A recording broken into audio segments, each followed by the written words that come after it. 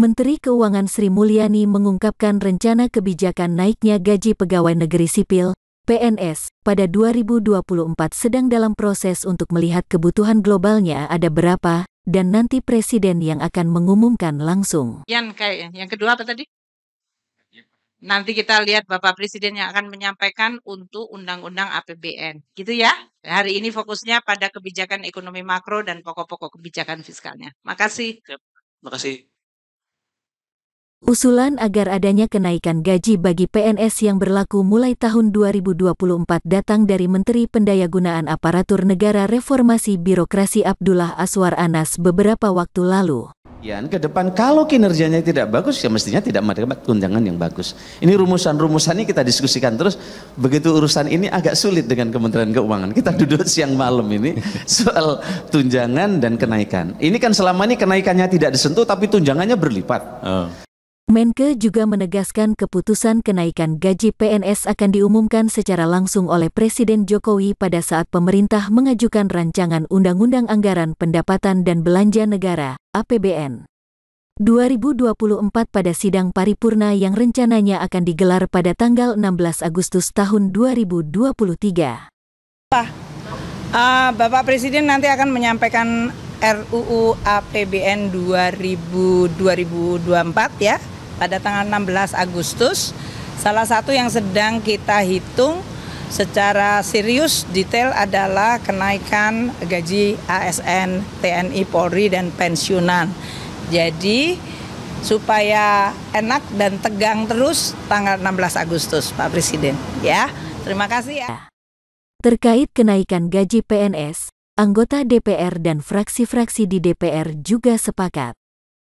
Berita-berita yang kita dengar dari Menteri Menpan RB bahwa Menpan RB mengusulkan kepada Menteri Keuangan untuk dilakukan peninjauan ulang terhadap gaji para ASN. Kenapa? Karena sejak tahun 2019 itu gaji ASN itu kan nggak pernah naik. Padahal di satu sisi bahwa barang-barang naik, inflasi juga demikian, tentu perlu ada penyesuaian. Oleh karena itu kami Komisi 2 yang merupakan mitra daripada Kementerian Menpan RB tentu memberikan apresiasi adanya gagasan, adanya rencana untuk melakukan penyesuaian terhadap gaji para ASN ini untuk dinaikkan. Oleh karena itu upaya yang dilakukan oleh Menteri Menpan RB melakukan konsultasi dengan Menteri Keuangan bagaimanapun tentu tidak bisa hanya merupakan kebijakan daripada Menteri Menpan RB, tetapi harus melakukan koordinasi, menyampaikan maksud dan tujuan. Mudah-mudahan Menteri Keuangan yang pada hari ini hadir di paripurna untuk menyampaikan itu, mudah-mudahan mendapatkan respon positif terhadap apa yang diusulkan oleh Menpan RB itu terhadap kenaikan gaji para ASN tersebut. Sidang paripurna yang terhormat, terkait dengan kerangka ekonomi makro dan pokok-pokok kebijakan fiskal APBN tahun anggaran 2024 yang disampaikan oleh pemerintah, fraksi kami memberikan sejumlah catatan, diantaranya adalah: ke-9, fraksi P3 mengharapkan pemerintah agar terus memperhatikan kesejahteraan aparatur sipil negara dan pensiunan ASN dengan konsisten menaikkan gaji pokok sebesar 6-7% setiap tahunnya. Hal ini penting agar gaji pokok ASN dan pensiunan tidak tergerus oleh inflasi. Terlebih pada 2024 nanti akan berlangsung pesta demokrasi pemilu serentak serta wacana kenaikan gaji pegawai negeri sipil atau ASN yang berpotensi meningkatkan laju inflasi secara nasional.